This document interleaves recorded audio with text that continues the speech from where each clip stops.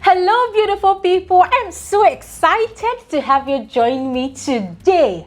Now, trust me, today is going to be amazing because we are going to be dishing out information that will help you create wealth in agribusiness. Today's topic is going to be centered around how agribusiness made me rich. Oh, you're looking at me. Not me, oh. I have an expert, an agribusiness expert who has been in this field for years, and he's so excited to share his journey and make you learn something in this year 2024. Welcome, Olumide Akintayo. Thank you so much for giving us the time to speak with you this afternoon. It's a pleasure. Yeah, Dr. Olumide. Yes, it has. I've known you for years. Now, I've known him for years. This man is a big shot. Trust me. No, clap. I know what I'm talking about. He's a big shot. Now, Dr. Olumide, now what was the hustle like before you had agribusiness idea? What was the hustle like? Well, so my story started a long time ago. I hope you had time for my stories. I started my agribusiness journey as a student in the university. Oh, shit. Yes. Because I've always wanted to make money. So I did a lot of experiments as a student. So I tried out many things. Cassava farming, fish ponds. Yeah. And how many of them failed? Were you successful at all of them? It's actually why I eventually succeeded. Oh, great. The fact that I was lucky to have made all the failures as a student. Mm-hmm. So I picked the lessons, which is what I'm going to be sharing. Wow. As a student. So by the time I left school, I had a template for how to succeed. That's beautiful. As an agri practitioner. Please share these lessons with the audience. We are so eager to learn. Please. Yes. So I'm going to be, for the sake of time, I'm going to be sharing some things I feel make people fail in agribusiness and things you should do to succeed in agribusiness and be very, very successful like me. Number one is that don't do agriculture as emotional venture. I think that's the first thing I saw people do mostly. They just, oh, I love to grow tomatoes. Okay. You know? And I love carrots. But is it right to venture into something you don't have passion for? Don't be emotional about what you plan. Okay. You understand? It's not about what you love. It's good to do what you love, but when it comes to agriculture, it's not just about what you love. If you are lucky that what you love is what the market loves, okay, congratulations. All right. But let it not just be that, okay, I'm going to farming, okay, I just love this side of agriculture. Somebody will just retire and tell you, all my money, he has never done anything. I love rice, or I love yam, or I love cassava. You know, that emotional farming, that's what I call it. Okay. Emotional, you know, making your agri decisions based on emotions, not facts. That's the first area of mistake. Number one, take note. Yeah. And that is what the major lesson I learned on campus. You know, in those days, I used to grow yam, I used to grow cassava. One of my experiences, I went to the market with my yam, and behold and lo, there was glut in the market. Oh my God. And I had to beg for money to pay the truck guy that brought my yam. And once you are in their hand, that's it. Oh boy. Okay, that will lead to another lesson that I will talk about later. So that's number one. Don't do emotional farming. You will thank me later. And number two is? Number two is have a mentor. Yes, it's a no-brainer. I tell people the industry, my most successful agri venture, that industry, I've been in it for just about 13, 14 years. 13, 14 years is not just about to. But my colleagues in that industry, people they call my mates, have been in it for 20 something years. Wow. Why? Because I went in with a backing of a mentor. Wow. Who has over 30 years experience. Oh my gosh. Okay, so that was a joker for me. So I didn't have to fail to learn. You know, I'm riding on his many years of experience. Great. So he can counsel me. I didn't have to, you know, practice and fail. It could be painful when you have to learn and make all the mistakes yourself. You know, somebody says experience is the perfect teacher. The experience doesn't have to be your own.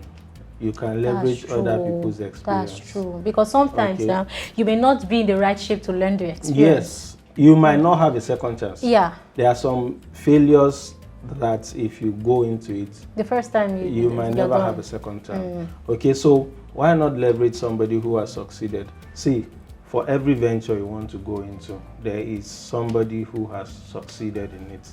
It's wisdom to just leverage that and then cash in on what that person has. Do you have any more tips for us? Of course. Please share, please share, please share. Number 3. 3. It is that produce the markets first before you make your production. That one is very important too. Very, very important. Because I've heard so many persons go into different kind of business without even knowing what the market wants. Yes. Now this is why some people will tell you agric is bad. I'm telling you. Okay. You know, somebody just went to take loan, you know, gather people's money, and that's something I would like to add. Don't use people's money to do projects you have not tried. Okay, so create the market first. One of my biggest breakthrough was that I have used other people's products to create markets. So do testing. Yes, before I now start production.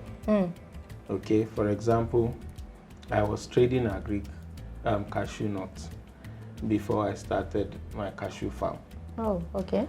Now, trading for years has made me have more than enough markets to accommodate my cashew. More than I can ever produce. If all of you here decide to produce cashew, you can't meet up with my demand. Wow. Yeah. And it was because I learned it from school. Did you study agric in school? Yes, actually. No wonder. No, but it's not a criteria. It's not a criteria because I've seen agriculture graduates being in the bank. Yeah, it was just for me. That's another story. Jumping into something else. I wanted to do mechanical engineering actually, originally, because my mom works with PHC and then NEPA, so she was guaranteeing me that I can succeed her. So, but I went to the Polytechnic to study mechanical engineering. They gave me agric engineering. I eventually went to the university to study mechanical engineering. They gave me agronomy. Oh my God. So at that point, I just decided, okay. All right, I'm going to face let's face this agric. But this agric, we must hammer there, you know. And I just made up my mind. I want to operate at the top as far as the agric is concerned. I want to be in the biggest, where the biggest money is. That's what I want to operate. All right, so you were sharing with us prepare your market before you start production. So I raise funds to do catfish. Wow. Then as a student. So we grew the catfish. It was time to sell. We harvest. We took it to the market, and the man was dictating the price for us. Even when we knew that the price was more than that, but we were at his mercy. You understand? Okay. So I just told myself, use other people's products to test the markets. That's the strategy. There are people producing the farm. You don't need to go for production first. Use other people, test the market. You know where the market is the best. So by the time you are producing, you know where exactly to sell. You already have a base. Yes. So nobody can take advantage of you and, play with your... Let's do a recap in case you have forgotten. Number 1, we said go for knowledge. Number 2, we said exactly have a mentor. And number 3, we said do testing. Simple.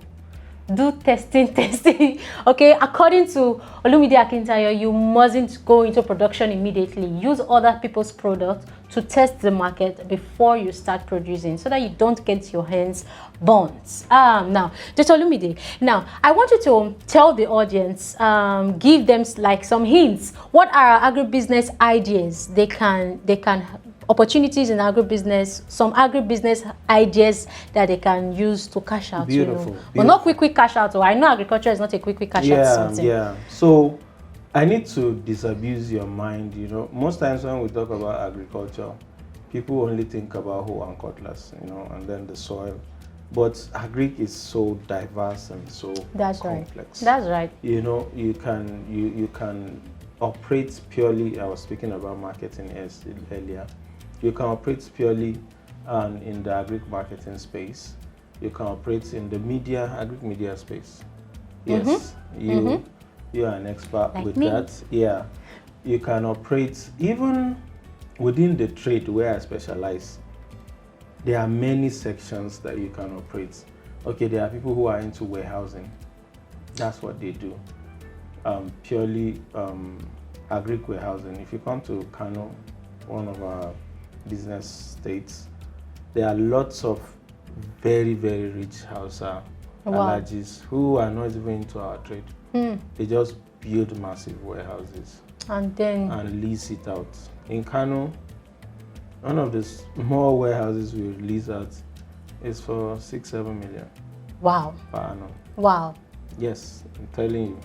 So the man is just cashing out cool. So within few years, he has recouped his capital and the property is there. And he's making his money. He's also in agri. So people can go into building warehouses. Yes, that's a whole segment. Wow. Agric warehousing. There are towns, villages that are converted to agric warehouses when you come to Kano. Okay, beautiful. Where people just warehouse. And then, so that's one. Agric transportation and logistics is a whole new sector, because see, what makes most of this food costly is transportation. That's right.